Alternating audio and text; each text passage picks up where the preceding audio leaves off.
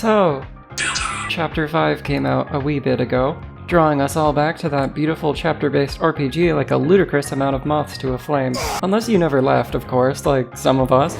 Well, that's what I thought anyway. But then I was sentenced to thinking about Deltarune every day for the rest of my life. As it turns out, the whole world locked itself away, and now I'm the only free one. I will soon receive my very own Gaster-certified freedom motif in the mail. So the question is, what do I do with this profound concentration of mental energy? Well, Deltarune is a bit of a mystery, man. I can just theorize. Unfortunately, this puts me in a bit of a predicament. I'm late!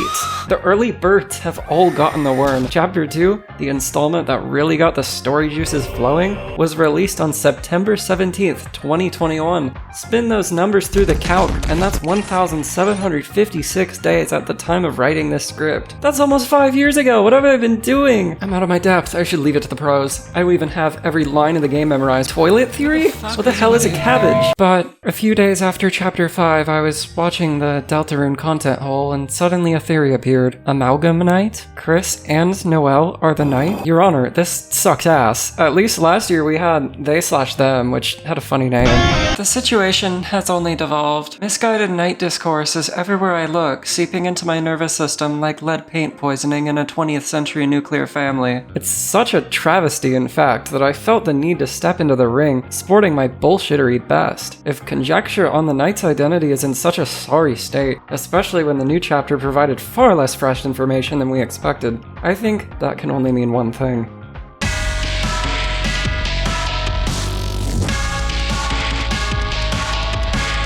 Okay, so I know that a lot of videos already exist for the purposes of debunking amalgamite, and I did want to talk about it a little bit, but I promise that's not the main point of this video. So the premise of amalgamite is that Chris and Noelle are the knight, fused together Undertale amalgamate style into one singular being after the events of Side B, also known as the weird root for people who aren't quite as tapped in. This theory posits that Side B will lack a genuine ending, instead having the newly manufactured Chris and Noelle fusion reset the timeline and become the knight in the main route, thus preserving the singular promised ending of the game. I've seen people call this theory homestuck, but I don't check enough boxes on the DSM-5 to know what that means. There's some good stuff here and a few compelling pieces of evidence, but overall I don't think it really matters how good the details of this theory look if the overall premise is washed. So it's a little hard to get behind the theory when it makes a decently structured argument for why Chris and Noelle have fused into the knight, but fails to explain why or how they're able to coexist with their unfused counterparts, or how their fusion would be able to reset the game. The theory doesn't explain what happens to the soul either, though that part's easier to accept as Chapter 7 Side B shenaniganery we don't know about yet. Really, most of the theory's unanswered questions could be treated as things we will learn in Chapter 7 Side B.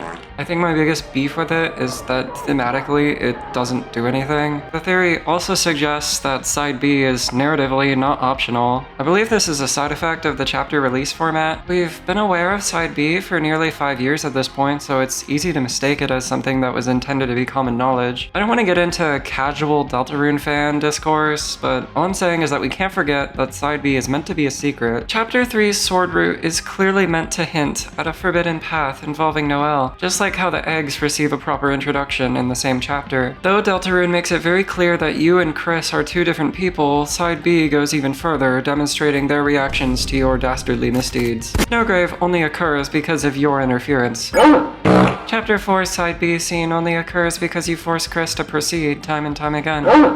By Chapter 5, the story is hopelessly derailed, showcasing your unique power to fuck shit up.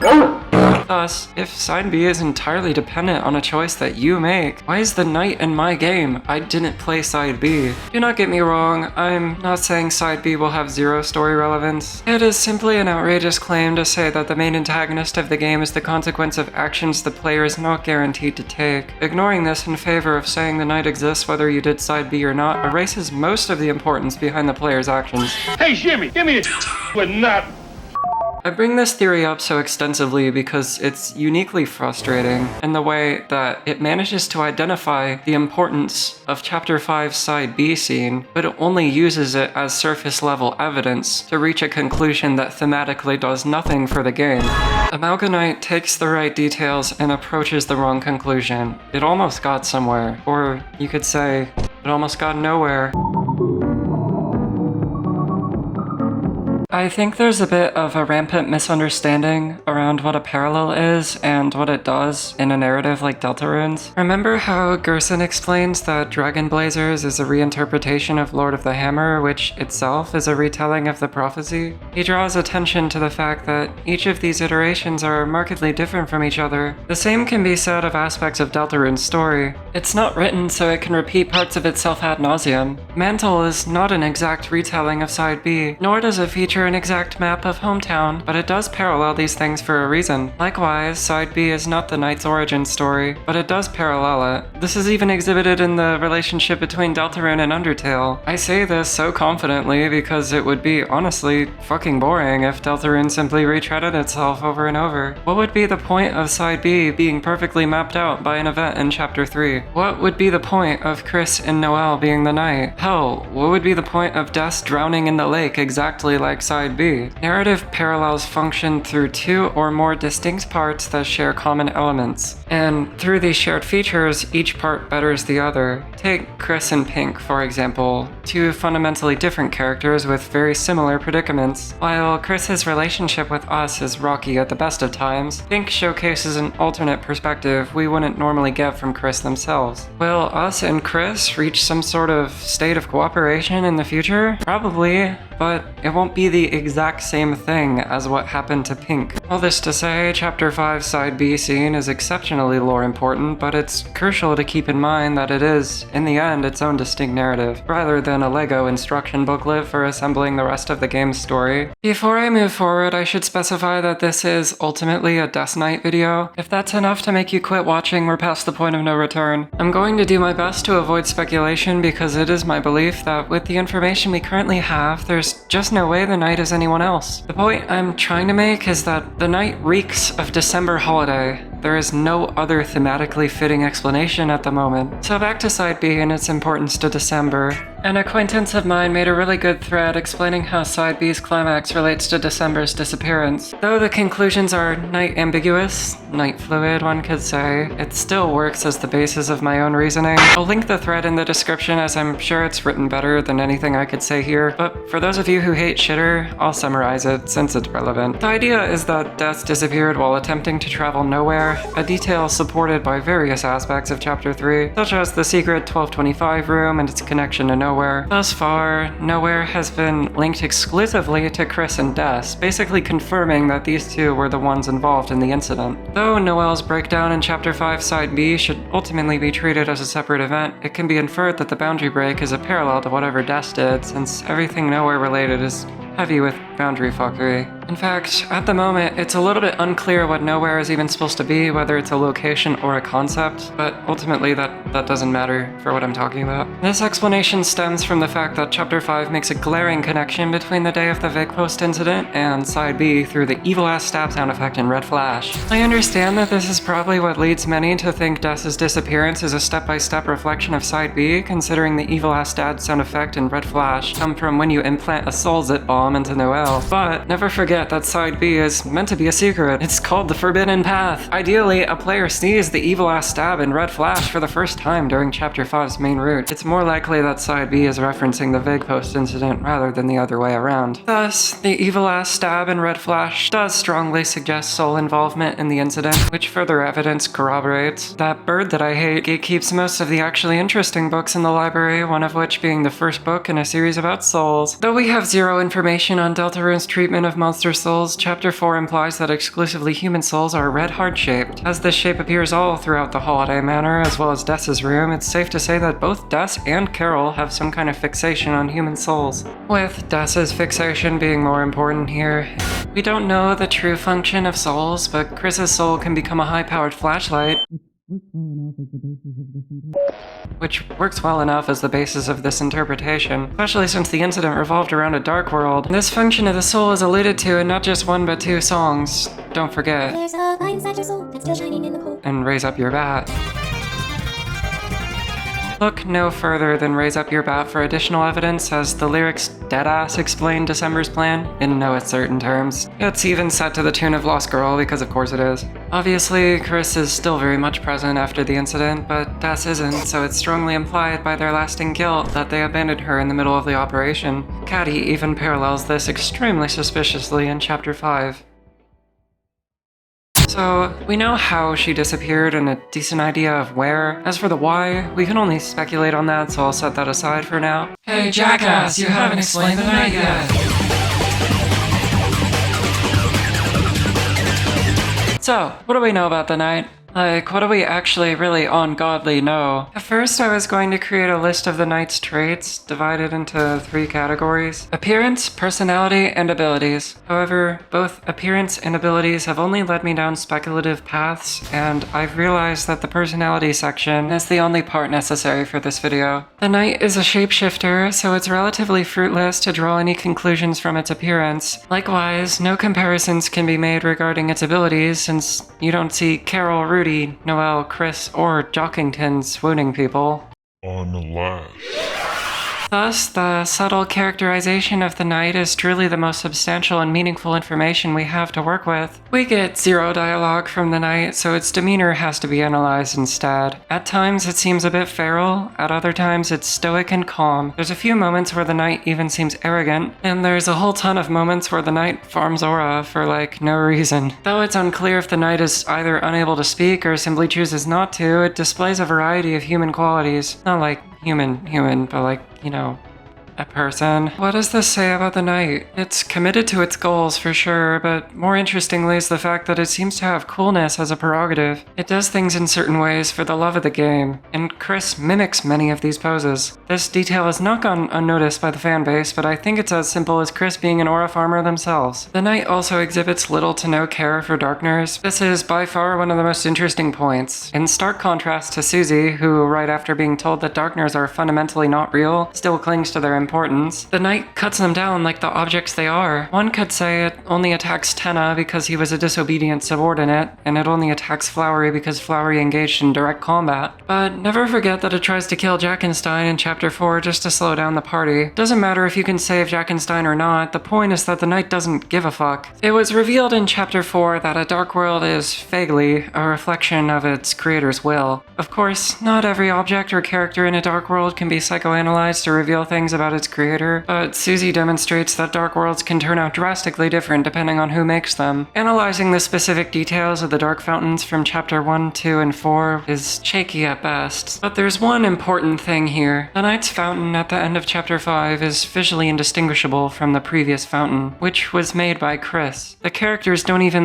change colors or anything, nor did they in Chapter 3. It can be safely said that Chris and the knight have very similar wills. Okay, so, what about December, the find-or-dodge girl haunting the narrative since 2018? Des as the knight seems like the obvious pick. Too obvious, one might even say. Des is just a red herring. Tricky Tony is under your bed and subverting your expectations to a pulp. The problem is that the knight's identity isn't a whodunit, and it only feels like that as a consequence of the game's release schedule, just like the treatment of Side B. While I'm against psychoanalyzing the game's developer, I think it's fair to say that Deltarune's story was not written with multiple year-long hiatuses in mind. Of course, the game itself is being developed to fit the chapter-by-chapter schedule, but the story was not. It is important to clear away that bias. It would be pretentious for me to claim what an unfinished game's story is about, but it's clear that a significant part of it revolves around a missing girl named December Holiday, and the little we know of her fits that of the knight. Des was untidy, rebellious, and artsy. She was somewhere between paranoid and prepared, and many of her possessions are damaged or otherwise uncared for. Des is described as a musical prodigy by Tenna. Notably, all of her instruments except for her guitar and the piano, but that may just be a rich people thing, are described as dented, with the guitar being the main instrument associated with her. Overall, through all of the game's dialogue, the guitar is the only instrument we know for sure that she used as intended. She was in a friend group with Chris, Asriel, and Noelle, though it's pretty pretty much confirmed that she was closest to Asriel, just like how Chris and Noelle are often paired up. There's something complicated in her relationship with Chris. Throughout Chapter 3, Tenna represents a resistance to change and a yearning for childhood, back when everything was okay, and he makes a point to describe December as cool, the punk rock older sibling figure in Chris's life, in contrast to their college-bound brother. Also interesting is the fact that the town seems keen to talk about Asriel, but never Des. This could be out of respect for Des's disappearance, as it's sure to be a touchy subject, but it also could point to the fact that Des may have been something of an outcast. If so, she'd share something in common with Chris. Also, why does she have the contents of a footlocker inside her closet? Her family doesn't wear shoes. She's got some in a box, specifically for hooves, along with the rest of her doomsday prep bullshit, so what are these for? They don't look fit for hooves at all. These are human shoes. Unfortunately, it's hard to say what this could mean with any degree of certainty, but it works as an additional bit of evidence that Des was interested in human characteristics. As a final tidbit of Des's personality, we have this neat little poem thing from one of the newsletters, which, though it's only one example, outright states that Des would ignore the rules if she felt like it, if it would make somebody happy. So, we know the knight is an aura farmer. We know Chris mimics the knight. We know December was the cool kid. We can infer that Chris most likely looked up to her. We know the knight has no respect for darkners, trashing their light world objects with no care. We know December wasn't kind to her own possessions. We know the knight ignores the rules, whether it be fake stats or your stats. We know December ignored the rules when they didn't suit her. Hey, that's cool and all, but it can end up being circumstantial. Where's the last nail in the coffin? Ram says something huge in Chapter 3 that may be my most damning piece of evidence, depending on how you feel about it. He literally says, only kids like you two would take a laptop home just to play make-believe. I'm not doing the British accent. After name-dropping 3 chapter bosses, you could argue that Ram only mentions these characters because he's a Darkner, but his comment about make-believe suggests that regardless of if these kids were aware of Dark Worlds, regardless of if these kids actually referred to these objects as king and queen, they were still anthropomorphizing the hell out of them. Ram even asks if Queen is still bossy, providing us with a little snippet of the personality assigned to the laptop all that time ago, which Darkner Queen still clearly exhibits. So Chris makes the Chapter 3 fountain, and the Knight makes the Chapter 2 fountain, and most likely the Chapter 1 fountain as well. Yet a character from Chris's fountain is perfectly aware of characters from the Knight's fountains. When an object can manifest into either an object or a full-fledged Darkner depending on the creator of the Dark World, it's even clearer that Chris and the Knight share a nearly indistinguishable will. Hey, wouldn't that mean that the girl in Ram's dialogue is the Knight, because they're the only person besides Chris who'd be able to manifest Queen into a Dark World? Probably. Dark World mechanics aren't part of Castletown, so we know Toby Fox isn't going to forget about them entirely. Thus, the Knight is a girl. Goodbye, Rudy Knighters. And goodbye, Carol Knighters, too, unless you mean to tell me the mayor was playing pretend with a chudling and stolen property. I cannot in good faith say this point functions as smoking gun undeniable evidence, as the identity of the girl playing with Chris in Ram's dialogue is unfortunately ambiguous. I struggle to imagine it as anybody other than Des or Noelle, though, and I personally believe it to be Des. After all, Des is probably not that much older than Chris, since they're about to escape high school and Asriel is freshly into college. Also, Noelle does not fit nearly as well if you take the rest of the evidence into account, but I'll still leave it up to you. Of course, I'd like to take a brief thematic dive into Des as the Knight, since that's just as crucial to analysis as evidence is. There's a theme of identity interwoven into Deltarune. Ralsei, struggling with his status as a subservient Darkner who is ultimately not real, crushed under the knowledge the prophecy provided him, potentially soon to be a woman. Susie, previously resigned to being an outcast, then overjoyed to be chosen by the prophecy, now prepared to challenge her role in it. Chris, watching as an extra-universal chud puppets their body around, making friends for them, realizing it's possible that nobody really cared who they were in the first place. Noelle, especially in Side B, grappling with what it means to be a Noelle, lamenting that her identity has been all but chosen for her as there are things a Noelle should and should not do. Des, the rebellious kid who, from what we know of her mother, would absolutely find herself in trouble all the time. Carol's parenting style has been specified to be hard on Noelle, so it would be even worse for the girl who isn't known for her prestigious grades and polite demeanor. Even outside of Side B, Noelle is dealing with the same dissociative spiral.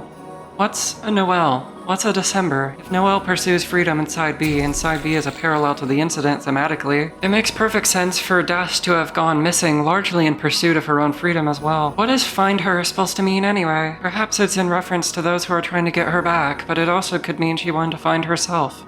And the night? Well, this might seem like a bit of a reach, but symbolically, there's nothing more unburdened by the shackles of identity than a shapeshifter. It moves like water, like static. The prophecy, too, tries to assign it the role of a villain. Wonder what she thinks about that. In a story about escapism and identity, the main antagonist is being set up to be the culmination of these themes. When you have a bat, everything looks like a ball, and Des wants to burn the world down. Hey, what are you doing? Hey, what the fuck? That's my video!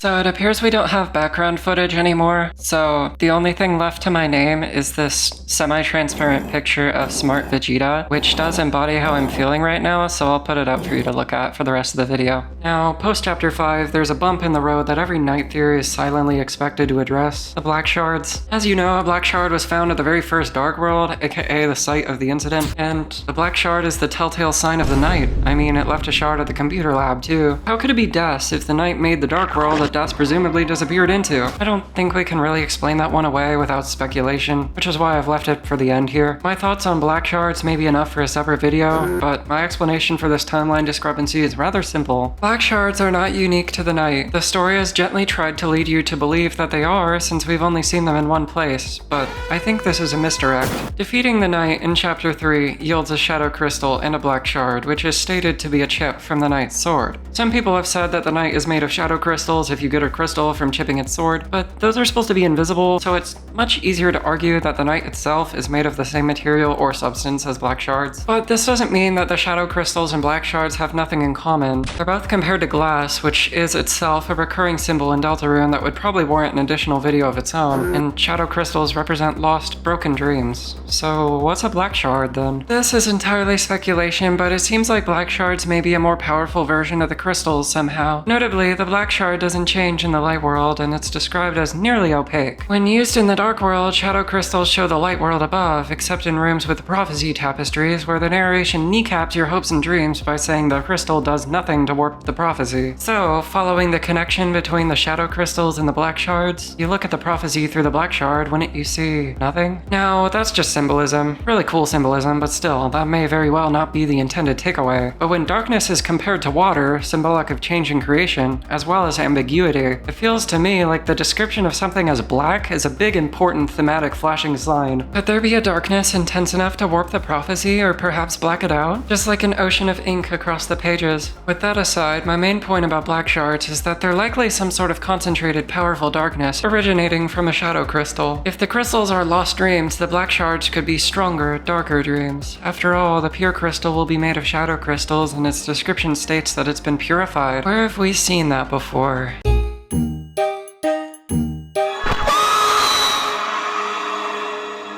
Yeah, so it doesn't seem too crazy to me for shadow crystals to have two forms, drenched in darkness and purified with light. A black shard's Slay Dark property refers to their ability to overwrite lesser dreams. Granted, this property doesn't work on every Darkner in the world. I'd be willing to bet that's more exclusive to the entire Black Knife, or perhaps Des herself. The shard does work on Titans and Titan Spawn, and I'll admit I'm not sure what to think about that one. It could be a fighting fire with fire thing. After all, Titans do regenerate using their own spawn, and the roaring, which is stated to be an outpouring of darkness, is actively hostile to its own manifestations. The roaring is a darkness so dark, so unstoppable, that it's inhospitable to anything lesser.